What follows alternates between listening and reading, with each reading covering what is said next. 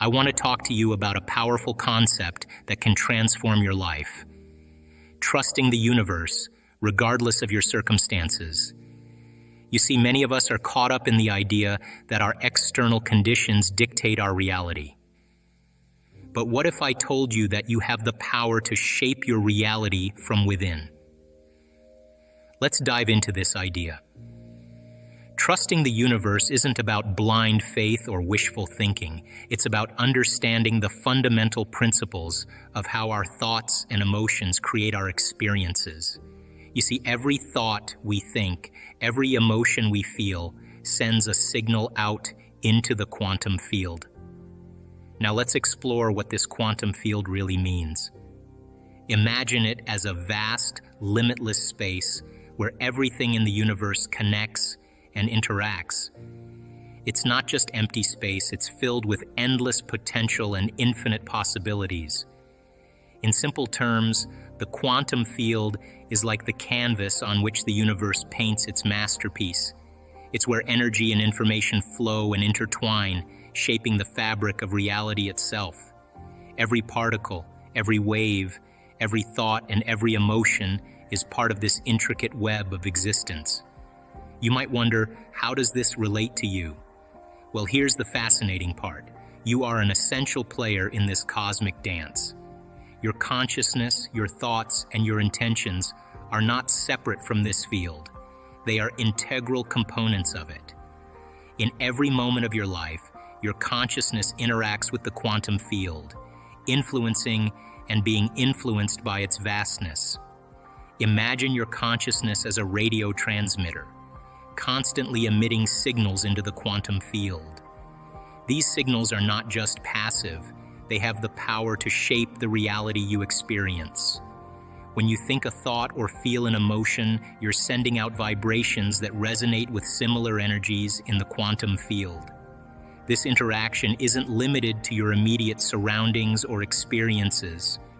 It extends far beyond what you can perceive with your senses. The quantum field transcends time and space, encompassing past, present, and future possibilities. It's like a cosmic playground where potential realities wait to be actualized. Now you might be thinking, how can I tap into this quantum field to create positive changes in my life? The key lies in understanding and harnessing the power of your consciousness. By becoming aware of your thoughts, beliefs, and intentions, you can align yourself with the energies of the quantum field. One way to align with the quantum field is through mindfulness and presence. When you are fully present in the moment, you open yourself up to the flow of energy and information around you. You become attuned to subtle signals and synchronicities that guide you towards your highest path. Here's the key. When you trust the universe, you align your thoughts and emotions with the outcomes you desire. It's not about forcing or controlling, but rather about surrendering to the flow of life. When you let go of resistance and embrace trust, you allow the universe to orchestrate events in ways that may seem magical. Imagine this. Instead of constantly worrying about how things will unfold, you release your attachment to specific outcomes. You start to believe in the unseen forces that are always working in your favor. This shift in perception is what opens the door to miracles. Navigating through challenges can be tough, especially when you're dealing with difficult situations or feeling uncertain about the future. It's during these times that it's important to remind yourself, your circumstances do not determine your worth or define who you are. Instead, they reflect past thoughts, emotions, and choices, but they don't have to dictate your future. Trusting the universe means believing in something bigger than yourself, a cosmic intelligence that is always working in your favor. It's about shifting your perspective from the limitations of the present moment to the boundless possibilities that lie ahead. When you trust the universe, you open yourself up to a world of potential and opportunity. Let's break this down further. Imagine your life as a canvas, and your circumstances are just the paint strokes on that canvas. They may be vibrant and beautiful at times, while at other times they might seem dark and challenging. But here's the key. You hold the brush. You have the power to create new strokes, to blend colors, and to reshape the picture of your life. When faced with adversity or uncertainty, it's natural to feel overwhelmed or discouraged. However, by trusting the universe, you cultivate a mindset of resilience and optimism. Instead of dwelling on what is lacking or what has gone wrong, you focus on the lessons learned and the opportunities for growth. Consider this: every setback is an opportunity for a comeback. Every challenge is a chance to discover your inner strength and resourcefulness. When you trust the universe, you align yourself with the belief that everything happens for a reason and that challenges are stepping stones to greater heights. Moreover, trusting the universe is about surrendering control and embracing the flow of life. It's acknowledging that there is a divine plan unfolding, even if you may not understand it in the moment. It's about releasing the need to micromanage every detail and instead allowing things to unfold naturally. One powerful way to cultivate trust in the universe is through mindfulness and presence. When you practice being fully present in the moment, you become more attuned to the signs and synchronicities that guide you on your path. You develop a deeper connection to your intuition and inner wisdom, which can offer clarity and direction during uncertain times. Here's a practical example. Let's say you're facing financial difficulties. Instead of dwelling on lack and limitation, start affirming abundance and prosperity. Feel the emotions as if you already have what you desire. This isn't just positive thinking, it's quantum physics in action. When you consistently hold on to thoughts and emotions of abundance, something amazing happens. You start to align yourself with the very essence of what you desire. Imagine your mind as a radio transmitter and the universe as the receiver. When you tune your thoughts to the frequency of abundance, you send out powerful signals into the cosmos. What does it mean to resonate with abundance? It's about cultivating a mindset where you genuinely believe in the possibilities of prosperity and success. Instead of focusing on scarcity or lack, you choose to see opportunities and blessings all around you. This shift in perspective isn't just wishful thinking. It's a fundamental change in how you perceive and interact with the world. As you resonate with the frequency of abundance, you attract similar energies back to you. This isn't magic or luck, it's the law of attraction in action. The universe operates on principles of energy and vibration, like attracts like. When your thoughts and emotions vibrate at the frequency of abundance, you draw towards you situations, people, and resources that resonate with that same energy. Imagine yourself as a magnet for opportunities. When you believe in abundance, you start noticing possibilities that were previously invisible.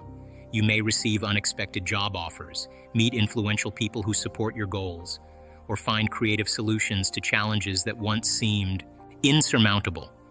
This isn't a coincidence. It's the universe responding to your vibrational alignment. Becoming a vibrational match to what you seek requires consistency and commitment. It's not enough to think positively for a day or two and then revert to old patterns of doubt or fear. You must consciously choose to cultivate thoughts and emotions that reinforce your belief in abundance. One powerful way to reinforce this mindset is through affirmations. Affirmations are positive statements that you repeat to yourself regularly. For example, you might say, "I am worthy of abundance in all areas of my life," or "I attract prosperity effortlessly." By affirming these beliefs, you program your subconscious mind to accept and expect abundance as your natural state. Now, trusting the universe also means letting go of fear and doubt. These emotions create resistance and block the flow of positive energy. Instead, cultivate trust and gratitude. Trust that everything is unfolding for your highest good, even if it doesn't seem like it in the moment. In my studies and teachings, I've seen countless examples of people who transform their lives by trusting in the universe. They let go of old beliefs and embraced new possibilities. They shifted their focus from the problem to the solution. Your imagination is incredibly powerful. It's not just about daydreaming or fantasizing, It's a tool that can shape your reality in profound ways. When you imagine and deeply feel the reality you desire, something remarkable happens within your brain. Imagine your brain as a complex network of pathways and connections. When you vividly imagine a desired outcome, whether it's achieving a goal, experiencing success, or finding happiness, you activate specific neural pathways in your brain. These pathways are like highways that carry electrical signals and information throughout your nervous system. As you repeatedly imagine and emotionally engage with your desired reality, you strengthen these neural pathways. This process is known as neuroplasticity, which refers to the brain's ability to reorganize itself by forming new neural connections in response to learning and experience. In essence, you're rewiring your brain to align with the vision you hold. But it doesn't stop there. Your imagination doesn't just affect your brain, it also influences your body and overall well-being. When you immerse yourself in the experience of your desired reality, you're not only sending signals to your brain, but also to every cell in your body. Your thoughts and emotions have a direct impact on your physiological state. For example, if you imagine yourself achieving a fitness goal, such as running a marathon or losing weight, your brain releases neurotransmitters associated with motivation and determination. These chemicals, like dopamine and endorphins, not only enhance your mood, but also energize your body to take action towards your goal. Moreover, when you consistently use your imagination to envision a positive future, you create a blueprint for the universe to follow. The universe operates on principles of energy and vibration. Your thoughts and emotions emit energetic frequencies that resonate with similar energies in the cosmos. By aligning your inner vision with positive intentions, you attract corresponding opportunities and experiences into your life. Think of it as placing an order with the universe. When you clearly visualize and emotionally connect with your desired outcomes, you're sending a powerful message to the universe about what you want to manifest. This isn't wishful thinking. It's a deliberate and conscious co-creation process. So, how can you start trusting the universe today? Begin by becoming aware of your thoughts and emotions. Are they aligned with what you want to create in your life? If not, gently guide yourself back to a state of trust and positivity. Next, let's delve deeper into the practice of gratitude. Gratitude is not just a fleeting feeling of thankfulness, it's a profound emotion that can positively impact your entire being. When you cultivate gratitude, you open the door to a wealth of benefits that can enrich your life in ways you may not have imagined. Firstly, gratitude is like a key that unlocks the heart.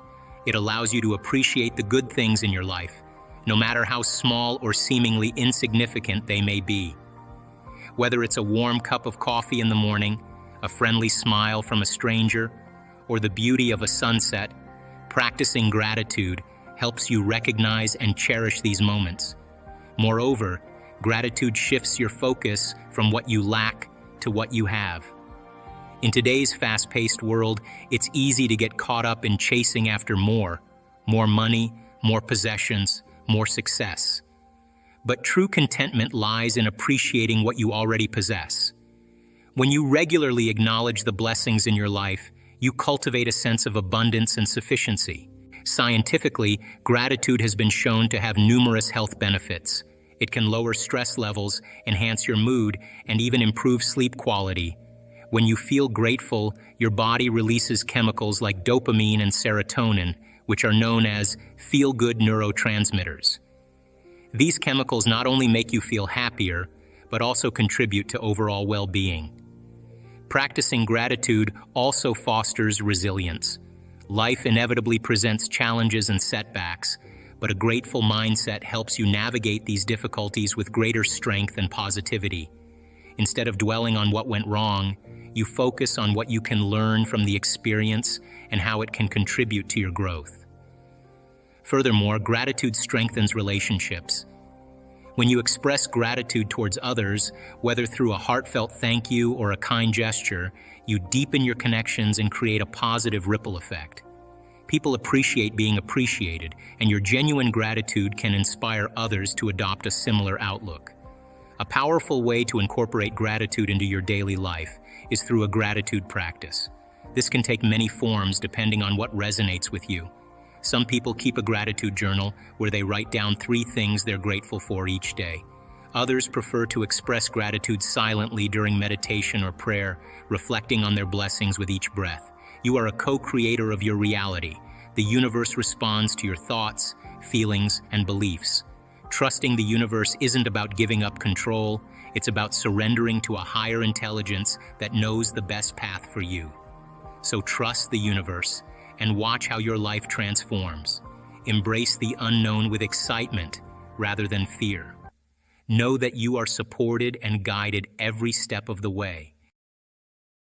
Now, you're giving your body that energetic boost. Now, everybody's done this. The moment you've said that, no one can talk you out of it. No person, no thing, no experience. You're possessed by it. So then what happens next? You start writing down all the choices you need to make, all the things you got to do, all the goals and experiences you want in your future. And every time you write one of those goals or experiences down, you start to feel more of those emotions.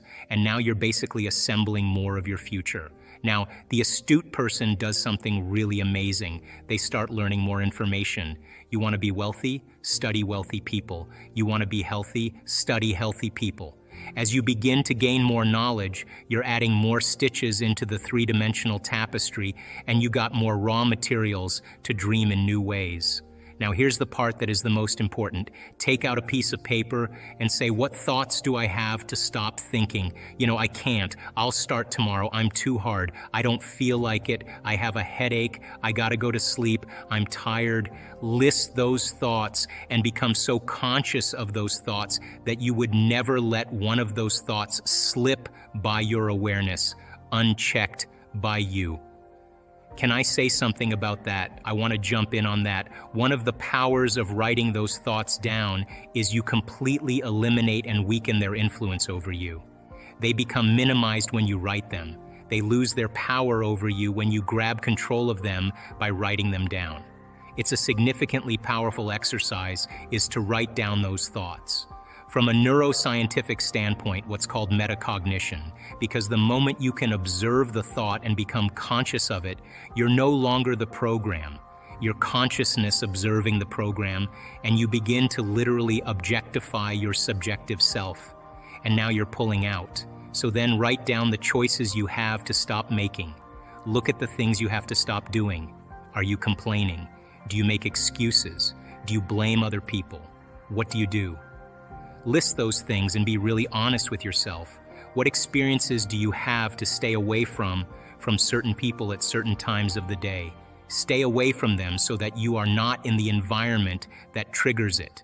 And now here's the most important point. Write down those emotions that keep you anchored to the past, because those emotions are literally residue from the past chemically. So then the moment you start feeling suffering, the moment you start feeling guilt, the moment you start feeling unworthy, the moment you start feeling despair, the moment you start feeling any of those emotions, you're back in your past and you can't see the future. You're thinking within those emotional states. And we've looked at enough brain scans to say that when you think within a certain emotion, you're going to make your brain worse. This research on memory says that 50% of what you talk about in the past isn't even the truth, that you don't have the same brain then. So you make stuff up, which means now you're reliving a past that you didn't even have just to embellish it, to produce the emotions, to reaffirm your limited state. Well, the best way to predict your future is to create it, not from the known, but from the unknown. And that void, that unknown, is the perfect place to create from. Now, why is this dangerous?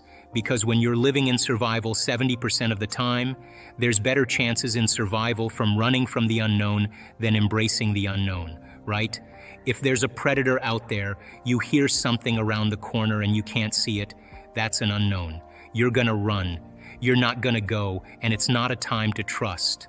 It's not a time to open your heart. It's not a time to communicate, here kitty kitty. It's not a time to do that. It's a time to run. You'll never trust the unknown in that state. So if people are living by these emotional states of survival, they're never going to want to step out into the unknown because they can't predict the future.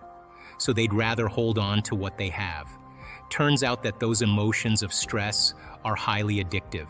They give us a rush of adrenaline, rush of energy. And so people use the problems and conditions in their lives to reaffirm their addiction to that emotion so they can remember who they are as a somebody. So then if your thoughts can turn on the stress response and the stress chemicals are addictive, then we become addicted to our own thoughts. So then stepping out into that unknown is where true greatness happens, because that's where the person begins to say, what thoughts do I want to fire and wire in my brain? What behaviors will I want to demonstrate in my new life? Can I rehearse them in my mind? And the mere process of mental rehearsal, this is neuroscience now, begins to install the circuits in your brain to look like the experience has already occurred. You're priming your brain into the map of the future instead of the record of the past. And then the true person who's in the process of transformation will say, can I teach my body emotionally what that future is going to be like? Can I begin to embrace the joy of my new life? And their body, as their unconscious mind, begins to believe it's in the future instead of in the past. Now, that process is not an overnight process. We don't jump from the old self to the new self. It requires that continuous process of changing our biology. But I can tell you, in observing people who have healed themselves of very serious health conditions, who've healed themselves of some pretty difficult scars from the past, who've overcome addictions, who've created new opportunities and new jobs and new relationships and a new life, had to cross that river. And that is when they're literally, from a biological standpoint, a new personality. And your personality creates your personal reality. That's it. And your personality is made up of how you think, how you act, and how you feel. So the present personality who's sitting here today has created the present personal reality called their life. Which means then, if you want to create a new personal reality, you got to change your personality. And that means you got to start thinking about what you've been thinking about and change it. Look at your unconscious habits and behaviors, what you say, what you do, and become conscious of it, and change them. And look at the emotions that have kept you anchored to the past and decide if those emotions belong in your future. I think the biggest problem is that most people try to create a new personal reality as the same personality, and it doesn't work. So then, as we begin to demystify this, the person starts to say, oh my God, the disease that I have is because it's connected to this personality. Is it possible that if I change my personality, just like a person with a multiple personality disorder who has an allergy to nylon stockings in one personality and type 1 diabetes in another, is it possible then, if I change my personality, that the disease exists in the old personality and I'm literally someone else? Is it possible then, from a biological standpoint, that they're healed and changed? So to answer the question, it's difficult because we're breaking out of a biological mold. It's difficult because most people don't know that they have within their reach all the tools to do it, because they have, number 3, been conditioned on some level to believe that the new hairstyle or the new type of beer they're going to drink or the sports car or whatever it is going to change their state. And that's the hypnosis. And when I wrote The Placebo, You Are the Placebo, the biggest thing that I walked away with after writing that book was how hypnotized and programmed we really are. And that's bothered me ever since I wrote the book, because people watch things in their external environment and they accept, believe, and surrender to that information without any analysis, and they're programmed.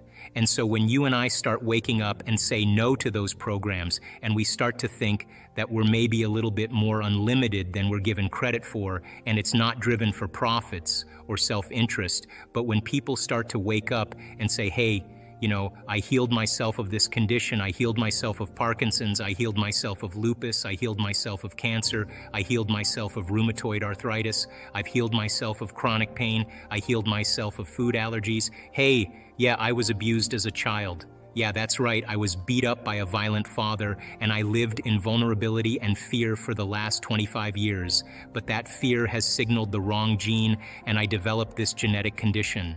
It's not enough to just have a clear intention, because clear intentions have very little effect on the nature of reality. Most people don't know that they're moving in and out of the quantum field 7.8 times per second, that you're vibrating in and out of the field all the time, and every time you leave, you disappear, and when you come back, you disappear into that field of information, and you come back with information. But if you go out as the same person, you don't bring any new information back. Are you with me? If you look at quantum physics, the physics of possibility, it's really talking about the spiritual aspect of ourselves, because you couldn't explain a miracle, you couldn't explain a biological process, you couldn't explain a simple healing of a cut at this point without understanding the quantum model of reality, and that there are particles, which are matter, it's you and I and everything in this physical world. And then there's energy, and that energy has a consciousness, it has an awareness, and that energy is a field of information that we are an extension of, that we have access to, and that we spend so much of our life looking outside of ourselves instead of looking inside of ourselves, and that we are really conditioned to look just for particles and matter instead of energy and information. And truly, when people reach the end of their beliefs or they're facing crisis in their life, that's the moment they start to turn within and start to ask the bigger questions. And if you were astute enough to look at this in moments of contemplation, if you were wanting to hide God anywhere, it would be a good place to hide. It would be within the human being, because everybody's looking outside of themselves, and we look for reasons to change and regulate our emotional states. We think that things and people and external things will really fulfill emotions that we're trying to change within us, and that truly when we start to really investigate who we are and look to see how we do that and demystify it, I think once we start to demystify it, it can become a skill. And so Einstein was a super cool guy because he spent a lot of time inward, and at 12 years old, he asked himself this simple question: if I ride my bicycle at the speed of light and I turn my lamp on, I turn my headlight on, will it go on? So he thought about that question every single day of his life. Every day of his life, he would go out in a boat on a lake as a child and lay on his back in the boat. You attract different energies based on your state of mind.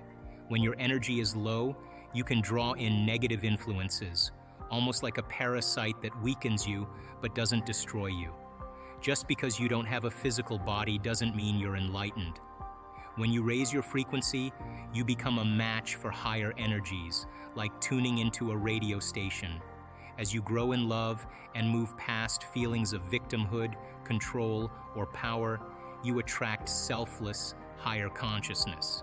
These higher energies don't live in the three-dimensional reality. They connect to a broader field. When your energy matches a higher frequency, it's like opening a door. In this state of emotional freedom and bliss, you invite beings of similar high frequencies to influence your future positively. On the other hand, if you're stuck in negative emotions, there are entities that feed off that energy. When you move beyond your suffering, those negative influences can no longer attach to you, and you experience great freedom. Our goal is to connect with the divine, to open our hearts and learn to love again. We practice this in our week-long events, focusing on creating coherence in our hearts and brains. When your heart is coherent, the energy field around your body expands like a strong Wi-Fi signal. This coherent frequency connects your heart and brain, creating a powerful energy field that can read and transmit information. I once held an event in Florida where we stayed up all night, exploring mystical experiences. During a meditation, I saw a beautiful fractal pattern with my eyes closed. This pattern was a packet of information unfolding into a magnificent being standing next to me. It laughed, sounding like a symphony. In higher dimensions, you don't go anywhere to get things. You attract them to you by becoming a vibrational match. When your thoughts and emotions are coherent, you broadcast a new energy signature into the quantum field. This creates a vortex, drawing experiences to you, like a new job or relationship finding you. True creation happens when you forget about yourself and become pure consciousness, living in the present moment where all possibilities exist. Most people create their reality based on three-dimensional thinking, focusing on matter and objects. By teaching people to shift their attention from physical things to energy and space, their brainwaves change from beta to alpha, becoming more coherent. Under stress, our brains are incoherent as we try to control everything around us. But when we open our focus, different parts of the brain synchronize, creating coherence. A coherent brain leads to a coherent life, allowing us to step into the unknown and create from that space.